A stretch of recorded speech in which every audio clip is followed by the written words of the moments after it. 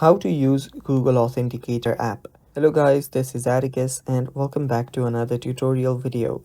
In today's video, I'll teach you guys how you can use the Google Authenticator app. So without any further ado, let's dive right into it.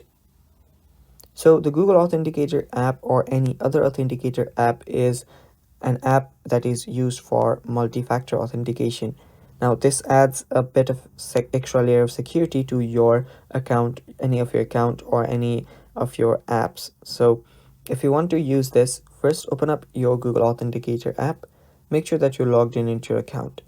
Now from here you can add you can set up a key. That is, you can set up an additional layer of security by tapping on this plus icon on the bottom right. Now you can enter a setup key or you can scan a QR code.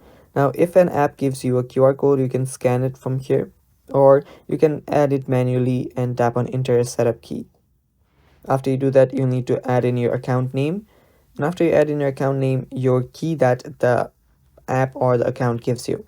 After that, you can change or select the type of key and then tap on add. After you add it, you will have added your first security new layer to the security, and that is basically how you use Google Authenticator app. Thanks for watching guys. That's all for today's video. Stay tuned for more and bye bye.